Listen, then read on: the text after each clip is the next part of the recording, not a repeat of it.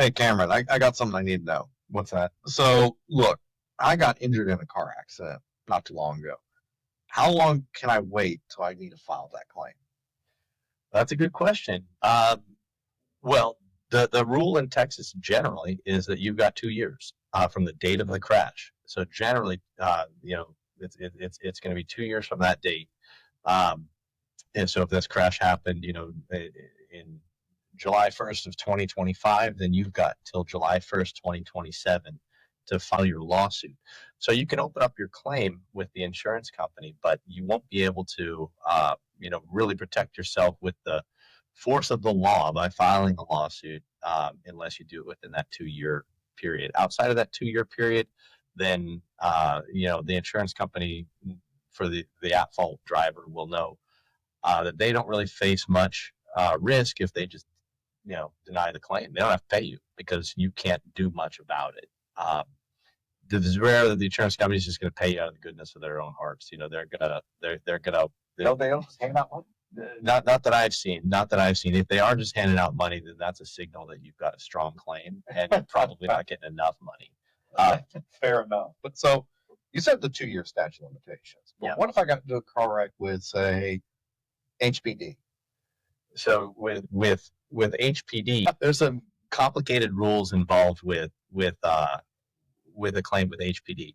So there's a statute in Texas that's the Texas Tort Claims Act. So you've got the TTCA statute that protects municipalities in the event that there's a crash or an injury. So related to a crash. So if you're a claim against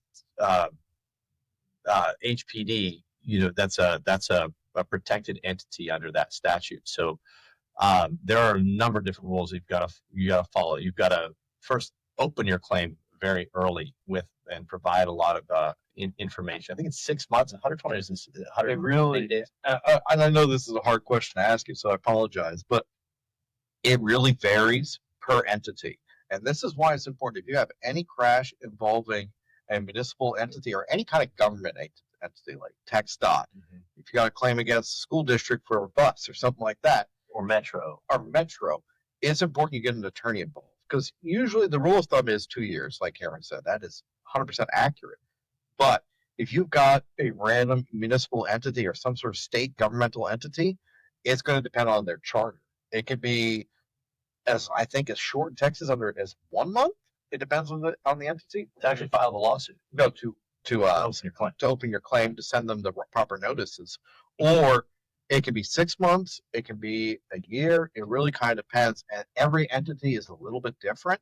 So it's important to not sit on your claim. If you've got a claim against one of these entities, you need to make sure to talk to someone ASAP. Otherwise, you could be prejudicing your rights. Yeah. So so the question is a little funny because filing your claim is a little different from filing your lawsuit.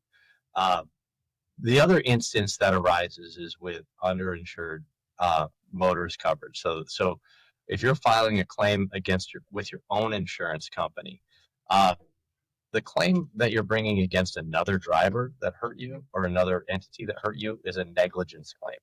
And so the statute of limitations applies to the 2-year statute applies to negligence claims when the other driver is at fault.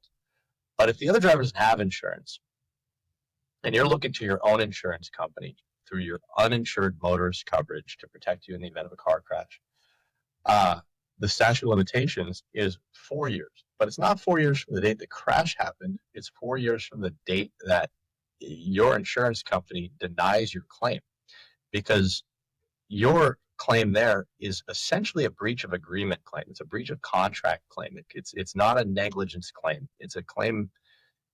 It's really a claim against your insurance company for not following through with their obligations to protect you if the other driver is not insured.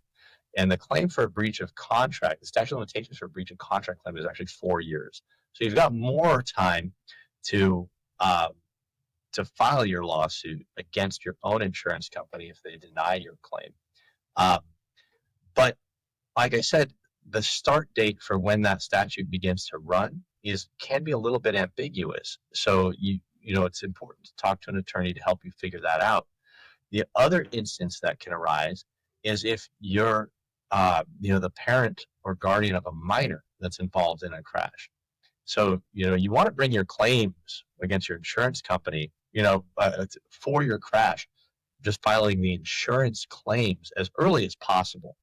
But, the date that you could actually file the lawsuit just changes under different conditions. So if you're looking at like the situation with a minor, then the statute of limitations doesn't begin to run from the date of the crash. It begins to run from the date that minor turns 18. So it will expire after 2 years from the date that they turned 18, the day that they reached adulthood. So your child may be 12 years old and involved in a car crash, and that's the only person. Hopefully that's not the case. But if you have a child, who's severely injured in a car crash, it's not necessary to file that lawsuit immediately. Now, it may be important to do that immediately, but if that child's injuries are going to develop over a long period of time, then you want to know that you're putting together the best claim possible, and maybe filing that lawsuit immediately isn't the best idea. But talking to an attorney who can help you decide when to do that, and being comfortable that you don't,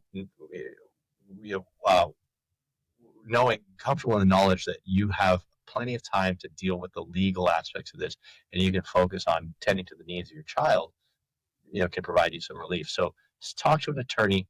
Obviously we can help you out for free with a consultation under any of these circumstances to help you understand what type of claim you're looking at, what needs to be done immediately, whether it be a TTCA claim with a municipality, claim against an individual driver, a claim on your uninsured motorist coverage, or a claim with a minor.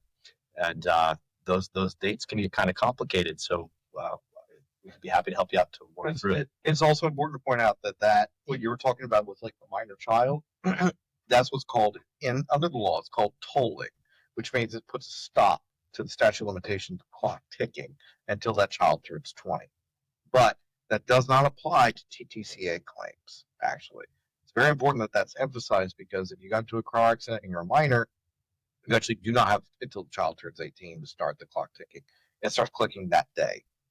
Yeah. So the lesson here really is speak to an attorney. That get those facts over to a competent injury attorney who can help you work through exactly what obligations need to be met and when.